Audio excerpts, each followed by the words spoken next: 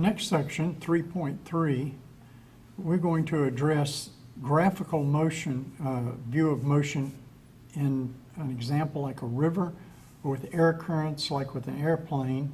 And we're going to use our vectors graphically and show how the component version makes sense. So this is section 3.3. These are kind of examples that we would have with vectors and with motion in 2-dimension. So let me give you some examples of how we would start this. We're going to imagine that we have a river. The river is going to be flowing at this direction. It's going to be flowing with some velocity. So let's imagine our river flows with a velocity of 4 meters per second in this direction.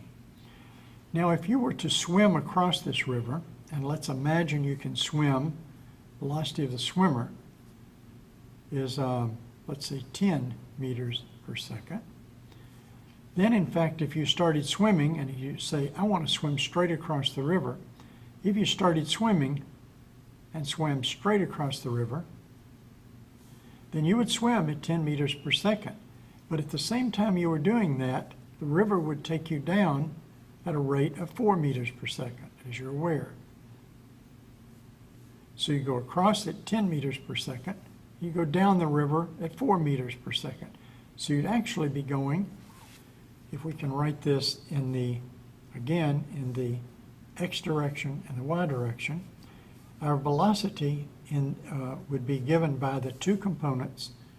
In the y direction, it would be 10, and in the x direction, it would be 4. Now, this is a good time to practice on how we would actually compute the total velocity that a person is moving. You remember the velocity magnitude is going to be equal to the square root of the velocity in the x direction plus the velocity in the y direction. So the actual velocity is going to be given by the square roots of the sums of the squares. So you're moving not only from your swimming, but also from the current in the river. So you're actually going faster. And so your velocity would be the square root of 10 squared plus 4 squared, which is the square root of 116. And that would be in meters per second. So you can use your calculator to figure out what the square root of 116 is, and that will give you your velocity, but it's obviously greater than 10. We'd next want to know, for example, at what angle are you swimming if you did this with respect to a line that goes straight across?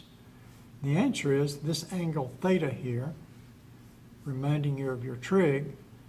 You recall that this angle theta has a tangent, and the tangent of the theta is the opposite over the adjacent. Well, the opposite is 4, the adjacent's 10 for the velocity, so this would be 4 divided by 10. So you can again take your calculator and find the inverse tangent of 4/10, or 0.4, and that gives us our angle, and this gives us the magnitude of the velocity. Now that's before we even start working on the problem.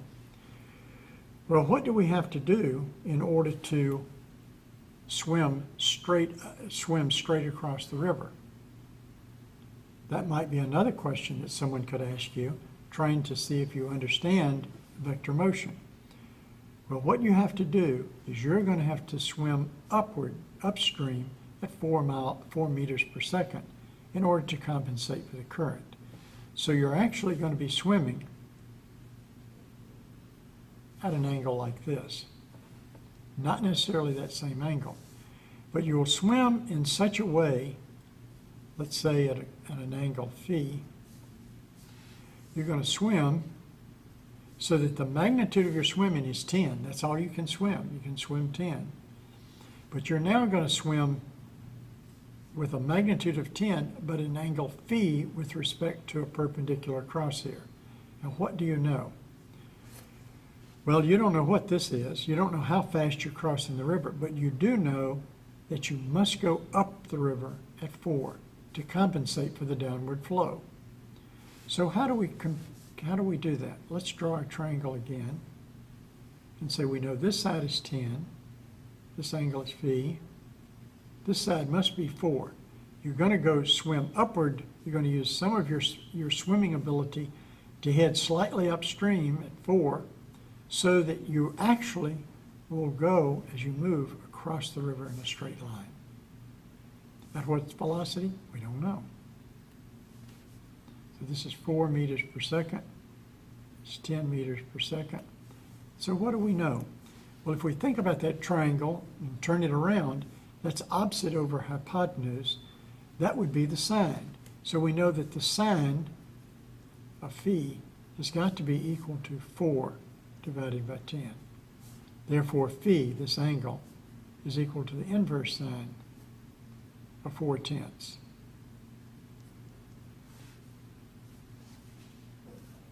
Now we know the angle. Do we know what this velocity is? This velocity is 10 times the cosine. So this velocity in the y direction, is going to be equal to 10, the hypotenuse, times the cosine of the angle. What angle? The inverse sine of 4/10, or equivalently 10 cosine phi. And you can work out what this angle is on your calculator, and you should do that as a practice. And then plug it in to see what the cosine is, multiply by 10, and that'll tell you how fast you're crossing the river. And of course, you're not crossing the river at 10 because you're using some of your velocity to swim upstream. If you now know the distance across, you can now find out how long it takes you to get across. Let's say you have a distance across of 20 meters. Then you know your velocity across is equal to, velocity in the y direction is equal to this, times the time. So you could then say, oh, 20 meters, the distance across, is my velocity, 10 cosine phi, where phi is given by this angle. 10 cosine phi times the time. Well, you know this value and you know this value, so now you can find the time, and it'll tell you how long it'll take you to cross the river. So that's a very useful problem because it gives you practice with thinking about how these vectors work together and how your motion is affected by the motion within the river as the river moves you. It enables you to understand the compound motion. Well, I'm now going to work another problem.